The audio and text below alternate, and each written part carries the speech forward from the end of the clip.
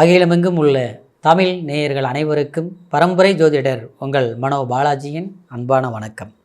தனுசு ராசியில் பிறந்த அன்பர்களுக்கு குரு அதிசார பெயர்ச்சி.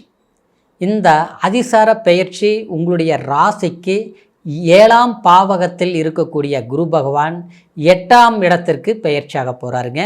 அக்டோபர் மாதம் 18ஆம் தேதி. இந்த பெயர்ச்சினால் உங்களுடைய ராசிக்கு எப்பேற்பட்ட ஒரு பலன்கள் அப்படின்னா, நம்மளுடைய குடும்பம், தொழில், அதே மாதிரி நண்பர்கள் வட்டாரம், உறவு முறை, பிரயாணங்கள், வாரிசுகள் சம்மந்தப்பட்ட விஷயங்கள், அதாவது இது எல்லாமே எந்த மாதிரி, ஏன்னா இந்த குரு நல்ல நிலையில் இருந்தால் மட்டும்தாங்க ஒருத்தருக்கு நல்ல விஷயங்கள் கண்டிப்பாக நம்மக்கிட்ட திறமையே இருந்தாலும் நேரம் காலம் சாதகமாக இருந்தால் தான் நம்மளுடைய திறமைக்கு தகுந்த மாதிரி நம்ம செயல்பட முடியும். சரிங்களா? அப்போது இந்த குரு முழு சுபகிரகம் இல்லைங்களா, உங்களுடைய ராசி நாதன் இல்லைங்களா, அப்போது உங்களுடைய ஜென்மாதிபதி அதாவது எந்த மாதிரி பலன்களை இந்த காலகட்டத்தில் கொடுக்க போகிறார் அப்படிங்கிறத பற்றி தான் நாம் இந்த பதிவில் இப்போ பார்க்க போகிறோமுங்க. ஃபஸ்ட் டைம் பார்க்குறவங்களா இருந்தீங்கன்னா சப்ஸ்கிரைப் பண்ணி பெல் பட்டன் அழுத்தி ஆல் ஆப்ஷன் கொடுங்க. அப்போ தான் தொடர்ந்து பதிவுகளை பார்க்க கொஞ்சம் ஈஸியாக இருக்குங்க. இப்போது தனுசு ராசி அப்படின்னா குரு பற்றி சொல்லணுமா, அதாவது தனக்காரகன்னு சொல்லுவான். குரு அதாவது ஒரு ரொம்ப மற்றவங்களுக்கு உதவிகள் செய்யக்கூடிய விஷயத்தில் ரொம்ப வள்ளல் கொண்டவர் குரு பகவான். அப்போது அந்த ராசியில் பிறந்த நீங்கள் எப்படி இருப்பீங்க? அதாவது சொல்ல வேண்டியதே இல்லைங்க, தனக்கு இருக்குதோ இல்லையோ, ஆனால் அடுத்தவங்களுக்கு ஒரு கஷ்டம்னா நீங்கள் பார்க்கவே மாட்டீங்க, கொடுத்துட்டு தான் அடுத்தது யோசிப்பீங்க. இன்னும் சொல்ல போனோம்னா தாய் தகப்பனை அதாவது ரொம்ப பொறுப்பாக பார்த்துக்கக்கூடிய நபர்களாக இருப்பீங்க. அது நீங்கள் ஆணாக இருந்தாலும் சரி, பெண்ணாக இருந்தாலும் சரி.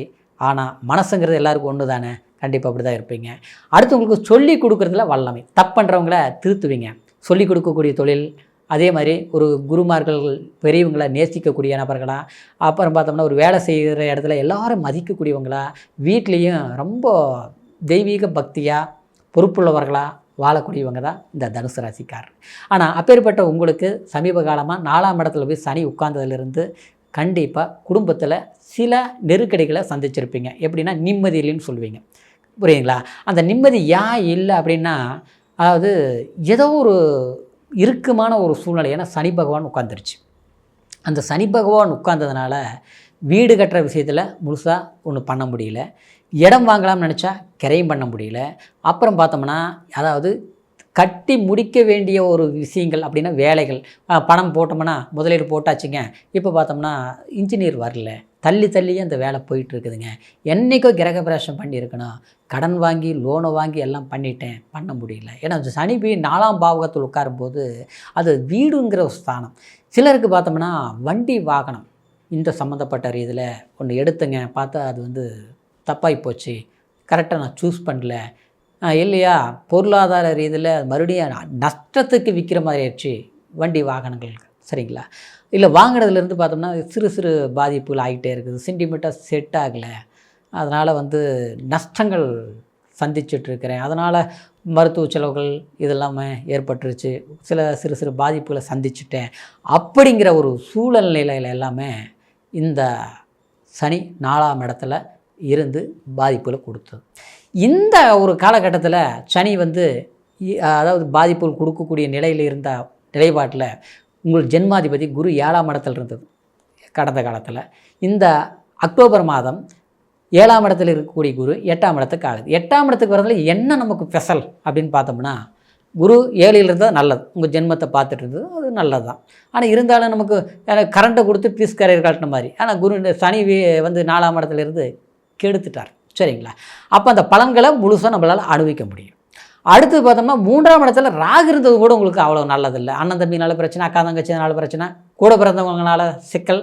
அடுத்து பார்த்தோம்னா பயணங்களால் சரியில்லை. அப்படின்னு ஒரு வேலைக்கு போனேன், தூரமாக வந்தேங்க, இங்கே வந்து பார்த்தா சொன்ன மாதிரி ஒன்று இருந்தது, இங்கே வந்த பார்த்தா வேலையில் ஒரு பிரச்சனையாக இருக்குதுங்க, வேலையே இல்லை, நமக்கு தகுந்த மாதிரி வேலை இல்லை, இதனால் வேலையை விட்டுட்டேன், வேறு வேலை தேடிட்டு இருக்கிறேன், இப்படி இல்லாமல் வருங்க. அப்புறம் எல்லாமே 9ஆம் இடங்கிறது பாக்கியஸ்தானம் நல்லா இருந்திருக்கணும். அப்போ அந்த பாக்கியஸ்தானத்தில் பார்த்தோம்னா கேது, பாக்கியங்கிறது அப்பனுக்கு கொஞ்சம் உடல் ஆரோக்கியம் சரியில்லாமல் போகிறது, இல்லை அப்பனுக்கும் மகனுக்கு ஒத்து வராமல் போகிறது. இன்னொன்று பார்த்தோம்னா பூர்வீக சொத்து அந்த 5ஆம் இடமும் அந்த 9ஆம் இடமும் அப்பனுடைய வழியில் வர்றதெல்லாமே சரிங்களா. அந்த ஸ்தானத்தில் கேது உட்கார்ந்தனால ஞானக்காரகன் என்ன பண்ணுவாங்கன்னா எப்படியுமே வந்து அந்த இடத்துல யார் யார் நல்லவங்க கெட்டவங்கிறது நம்ம தெரிஞ்சுக்கக்கூடிய ஒரு சம்பவங்களை ஏற்படுத்தியிருப்பார். தெரிஞ்சுக்கூட சம்பவம்னு ஏதோ சண்டை வந்தால் தான் நல்லவங்க யாரும் கெட்டவனாரும் தெரிஞ்சுக்க முடியும். அப்போ பார்த்தா அங்கே ஒரு பிரச்சனை, அதாவது ஒரு வழக்குகளை சந்திக்கக்கூடிய ஒரு சூழ்நிலை, நம்மளுடைய பணமே வேலை பார்த்த பணம் நமக்கு வந்து சேரல, இப்படி ஒரு சிக்கல்கள் எல்லாமே அனுபவிச்ச ரீதியில் இந்த குரு நல்லவராக இருந்தாலும் நம்ம ஜென்மத்தை பார்த்து 5ஆம் இடத்தை பார்த்தாலும் 4ஆம் இடமும் கெட்டு போய் 9ஆம் இடம் பாக்கியஸ்தானமும் கெட்டு போய் இதில் இருந்ததை எப்படி இருக்கும், அவ்வளோ பலன்கள் அமைஞ்சிருக்காது. ஆனால் இப்போது 8ஆம் இடத்துக்கு உச்சத்துக்கு வரார். 8ஆம் இடங்கிறது பயணத்துக்கு மட்டும் கிடையாது, நம்ம ஆயுளை குறிக்கக்கூடிய இடம். அந்த இடத்துக்கு குரு வந்தால் சுப கிரகம் வந்ததுன்னா ஆயுளுக்கு கேரண்டி. ஏற்கனவே மருத்துவம் பார்த்துட்டு இருந்தேன், ரொம்ப சிக்கலாகி போச்சு, எத்தனையோ மருத்துவங்கள் பார்த்து எந்த ஹாஸ்பிட்டலுக்கு போய் தீராத நோயே இல்லை, ஆனால் பார்த்தோம்னா நல்லா இல்லை, உடம்பு சரியில்லை. அப்படி ஒரு பிரச்சனை இது இருந்ததுன்னா இருந்தால் சரியாயிடும் சரிங்களா. ஈஸியாக என்னென்னோ பண்ணணும், கடைசியில் பார்த்தா ஒரு மாத்திரை வாங்கி சாப்பிட்டேன் சரியாக போச்சு, அந்த போய் சாமி கும்பிட்டு பொங்க வச்சுட்டு வந்தேன் சரியாகி போச்சு. இல்லையா சிலர் பார்த்தோம்னா ஒரு ஆயுர்வேதிக்கு ஒரு ட்ரீட்மெண்ட் எடுத்துங்க, இதில் சரியாக போச்சு, சம்மந்தம் இல்லாமல் சரியாகி அந்த மாதிரி. அப்புறம் இந்த 8இல் இருக்கக்கூடிய குரு அதாவது திடீர் அதிர்ஷ்டத்தை கொடுக்கறது, கடன் பிரச்சனைகள் இருக்குது, தத்தளிக்கிறதுக்கு வழியே தெரியலைங்க, வட்டி பார்த்தா எச்சா இருக்குது, சம்பாதிக்கிறது பூரா நான் வட்டியே கட்டிகிட்டு இருக்கிறேன், அதுவும் முடியாமல் கடன் வாங்கி வேற வட்டி கட்டிகிட்டு இருக்கிறேன், இப்படிலாம் நடக்கும் சிலருக்கு சரிங்களா.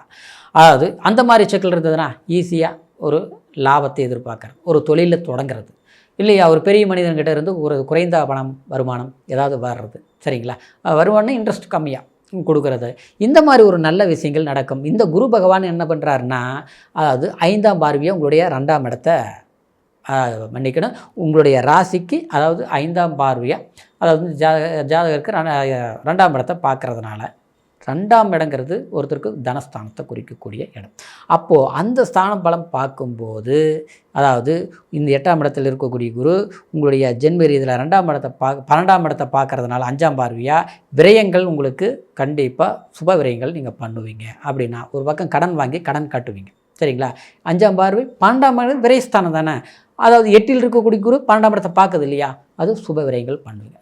இன்னொரு விஷயத்தில் பார்த்தோம்னா 2ஆம் இடத்தையும் அந்த குரு பார்க்குது 7ஆம் பார்வையாக, அப்போ தனம் பெருக்கெடுக்கும், ஏதாவது ஒரு இடத்துல நமக்கு வருமானம் வரும், அப்போ வேலை இல்லாமல் இருந்து வேலை கிடைக்கும். அடுத்தது பார்த்தோம்னா சனி எல்லாத்த விட 9ஆம் பார்வை இந்த சனி 4ஆம் இடத்துலேருந்து பார்க்குது பார்த்தீங்களா, அந்த சனி பகவான் நல்ல ஒரு சூட்சுமத்தை நல்ல ஒரு பலன்களை கொடுக்கக்கூடிய யோகக்காரகனா, கஷ்டத்தை கொடுக்கக்கூடிய கூடாத ஒரு சூழ்நிலையில் அந்த சனியை புனிதமாக்குவார். அப்போது இது வீடு வாசல் வண்டி வாகனம் இதெல்லாம் ஓகே ஆயிரும், சரிப்படுத்துவீங்க, புதுசாக வாங்குவீங்க, சொந்தமாக பிஸ்னஸ் பண்ணுவீங்க, இல்லையா வந்து ஒரு வேலையை அரசாங்க வேலையை எதிர்பார்த்தா கண்டிப்பாக வேலை கிடைக்கும். அரசியல் இருக்கக்கூடியவங்களுக்கு பெரிய ஆதாயமான விஷயங்கள் நடக்கும்.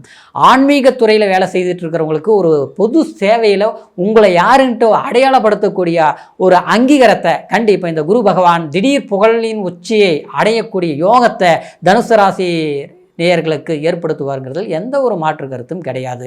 இது வந்து டிசம்பர் மாதம் 5ஆம் தேதி வரைக்கும் இந்த 47 நாளும் அற்புதமான காலமாக இருக்கிறதுனால சரியாக பயன்படுத்துங்க, வளமான வாழ்க்கை அமையும் சரிங்களா.